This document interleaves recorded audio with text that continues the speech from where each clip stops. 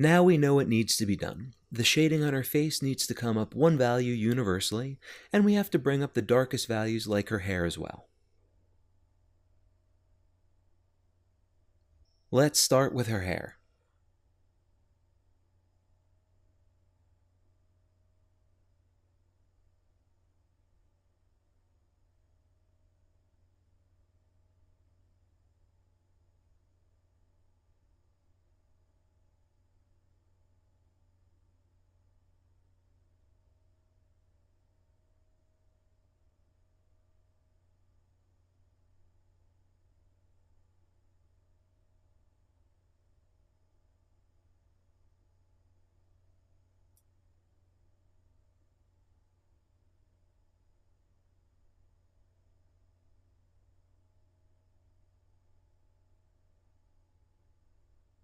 Do your best to keep the shape of the highlight and give it some texture by lacing in some hair strands. If you look closely, you should be able to see some information in the darkness from the fill light. So try to leave a few mid-tone streaks showing through your 10th value shading to give her hair some texture so it doesn't look flat.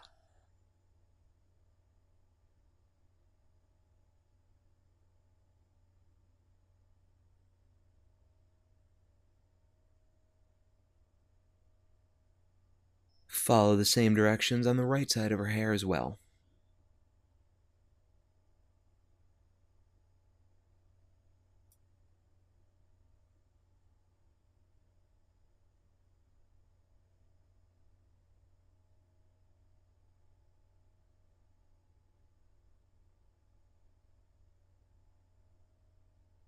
Okay, I'll finish the rest of this side of her hair later. I'm going to go back into the shading on the side of her face next. At this stage in the drawing, you should be putting in every detail you notice into the shading. So if you see some stray hairs on her forehead, go ahead and put them in. But still, don't do the loose hair around her head yet, that's last.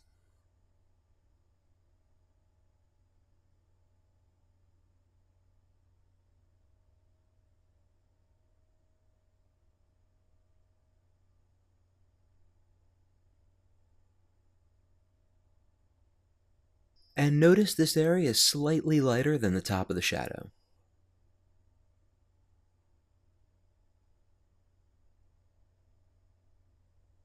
I'm going to switch to a B-lead to darken the shading on her forehead value.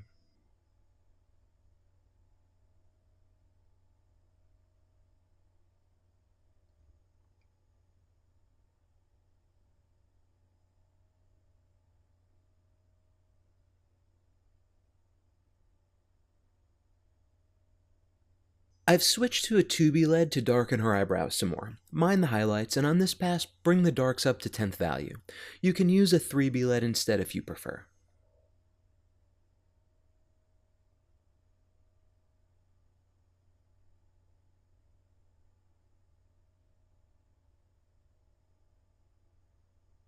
I'm going to darken these lines and areas around her eye as well. Feel free to adjust and darken anything in your drawing that needs it.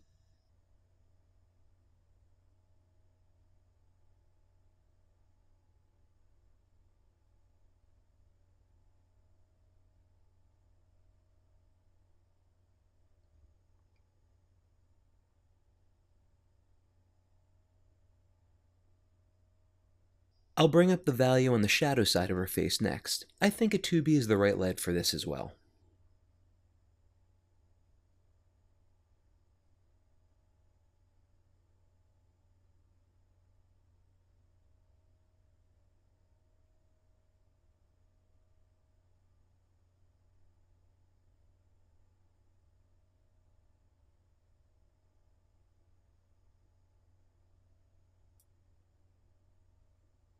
Of course, the shadow on her neck will need to be a value darker too.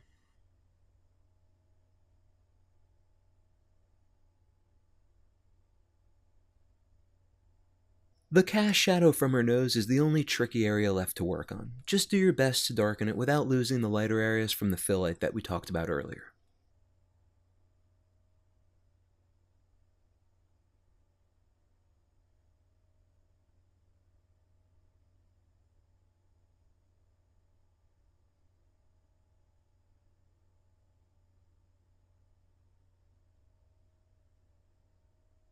And this area between the shadows needs to be filled with a slightly darker value as well.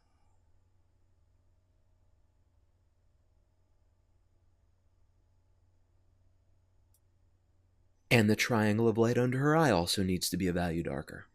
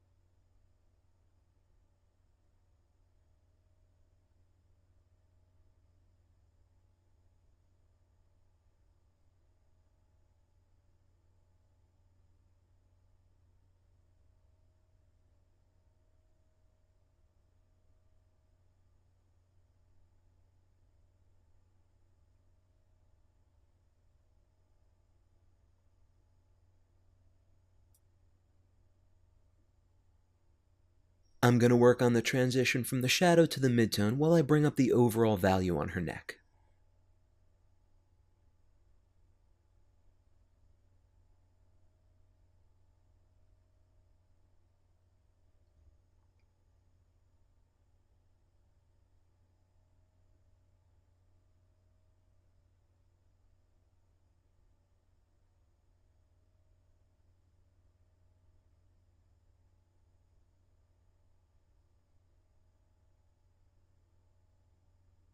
This transition is too light for the 2B, so I'll switch to a B-lead, and the shading on the light side of her neck should come up a value as well.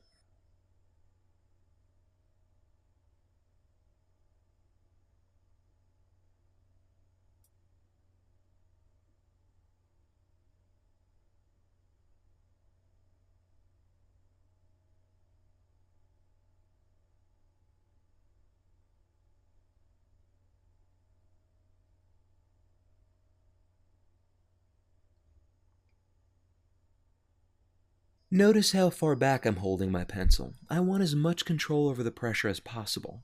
And don't worry about going outside of the line. You can always go back and clean that up with a rubber eraser.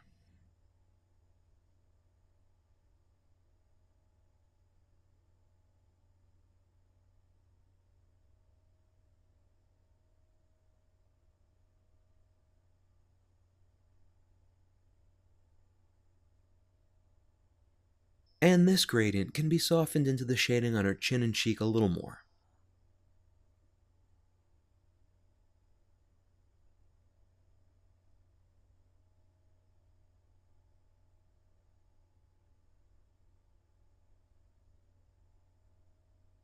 Notice that there's a light gray edge here on the side of her cheek. Do your best to keep that a fraction of a value lighter. Just like the rim light on her chin, it's going to help create the illusion of a roundness to her face.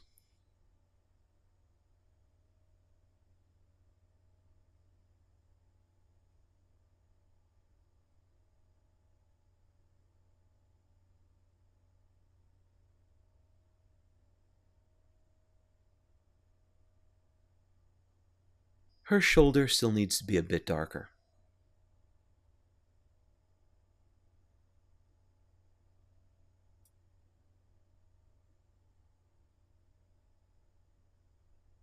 And that darkness ends around here.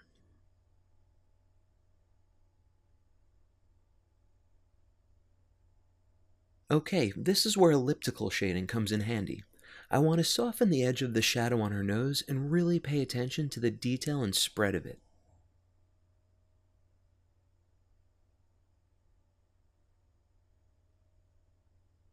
I'm just gently making tiny concentric circles and focusing on the softness of the gradient on the bridge of her nose. If you look closely at her neck, you can see there's a slightly lighter area. An easy way to lighten your shading about a half a value is to gently dab over it with your rubber eraser, and that'll help keep the shading on her neck from looking flat.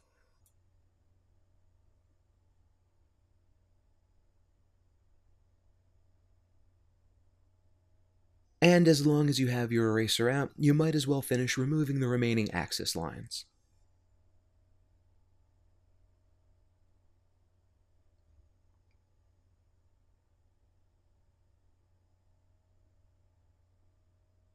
Next, I'll bring the shading on the right side of her hair up to 10th value, starting with the 2B lead.